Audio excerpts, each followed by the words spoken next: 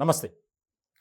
తెలంగాణలో గులాబీ పార్టీకి మళ్ళీ పూర్వపు వైభవాన్ని తీసుకురావడానికి గులాబీ చీఫ్ కల్వకుంట్ల చంద్రశేఖరరావు, కేసీఆర్ గారు రకరకాల ప్రయత్నాలు చేస్తున్నారు. దానికి సంబంధించి వేగంగా అడుగులు కూడా వేస్తున్నారు.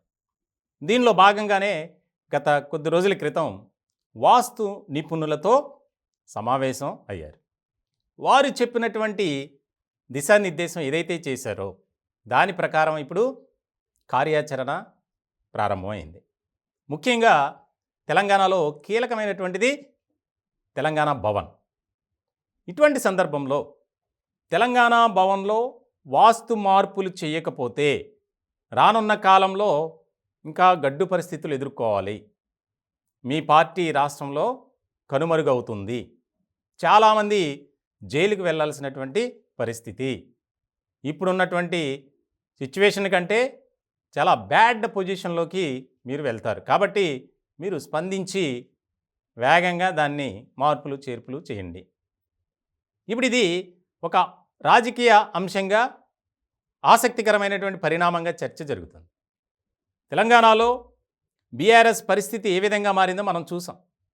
ఒక పక్కన కేసులు, అరెస్టులు, జైలు, పార్టీలో ఉన్నటువంటి ముఖ్యమైన నేతలు వలస బాట కాంగ్రెస్ వైపు, భారతీయ జనతా పార్టీ వైపు చూస్తున్నారు. ఇప్పటికే సగం పార్టీ ఖాళీ అయిపోయింది.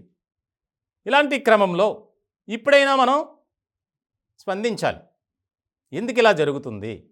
అసలు కలలో కూడా కేసీఆర్ ఊహించుండరు పార్టీకి ఈ రకమైనటువంటి పరిస్థితులు ఏర్పడతాయి అని. ఇటువంటి సందర్భంలో ముఖ్యంగా ఇప్పుడు మేఘాల మీద తెలంగాణ భవన్లో మార్పులు చేర్పులు చేస్తున్నారు. అక్కడి నుంచి ఇక్కడికి, ఆ కుర్చీ ఈ మూలకి, ఇంకా రకరకాలుగా. ఇటువంటి సందర్భంలో ప్రధానంగా వాస్తు నిపుణులు అక్కడ పరిశీలించి ఒక నివేదిక గులాబీ బాస్కి ఇచ్చారు. ముఖ్యంగా ప్రధానంగా ఇక్కడ గేట్ మార్చండి. ఇప్పుడున్నటువంటి వాయువ్య దిశలో రాకపోకలు అనేది జరుగుతున్నాయి. అది కంప్లీట్గా బంద్ చేసి ఈశాన్యం వైపు రాకపోకలు సాగాలి. అప్పుడు మళ్ళీ పార్టీకి మంచి పూర్వపు వైభవం వస్తుంది. ఇలాంటి సందర్భంలో ఆయన వాస్తు బాగా నమ్ముతారు, సిద్ధాంతులను బాగా విశ్వసిస్తారు. ఇలాంటి సందర్భంలో సరే ఇది కూడా చేసి చూద్దాం, ఎందుకు వచ్చిన పరిస్థితి వారు చెప్తున్నారు కదా. గత ఎన్నికల్లోనే ప్రశాంత్ కిషోర్ చెప్పారు, మీ పార్టీకి 40 సీట్ల కంటే ఎక్కువ రావు అని. దానికి సంబంధించి కూడా చాలా రకరకాలుగా ఊహాగానాలు బయటకు వచ్చాయి. ప్రచారం కూడా జోరుగా సాగింది.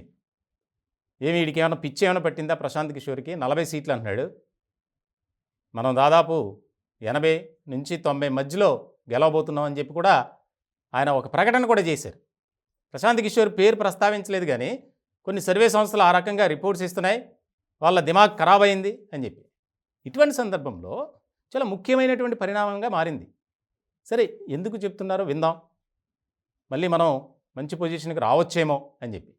ఇప్పుడు ఆ గేట్లని తారుమారు చేయటం, ఇప్పుడున్నటువంటి వాయువ్య దిశలో రాకపోకలు జరగకూడదు అని చెప్పి అక్కడ గట్టిగా ఒక సెక్యూరిటీని ఏర్పాటు చేయటం, ఈశాన్యం వైపే రాకపోకలు జరగాలనడం, ఈ రకమైనటువంటివి. అలాగే లోపల కూడా ఆ భవన్లో కూడా కొంతమంది క్యాబిన్లు మార్చడం, చైర్స్ మార్చడం, పొజిషన్స్ మార్చడం, ఈ రకమైనటువంటి చకచకా ఏర్పాట్లు జరిగిపోతున్నాయి.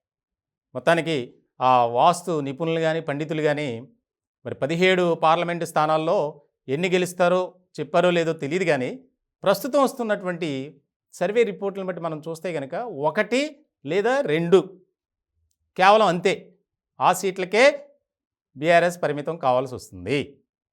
ఇదిలా ఉంటే రానున్న కాలంలో ఫోన్ ట్యాపింగ్ వ్యవహారంలో ఇంకా కొన్ని కేసుల్లో ఆరోపణల్లో ఇరుక్కుంటారు బీఆర్ఎస్ నేతలు అనేది కూడా ప్రచారం జరుగుతుంది. మరి వాటి నుంచి తప్పించుకోవటానికి ఈ వాస్తు నిపుణులు ఏదైతే చెప్పారో వారు చెప్పిన ప్రకారం పింక్ బాస్ చేస్తున్నటువంటి ఈ పనులు ఏవైతే ఉన్నాయో వారిని మరి సేఫ్ జోన్లోకి నడిపిస్తాయా లేదా అనేది ఇంట్రెస్టింగ్గా మారేటువంటి అంశం.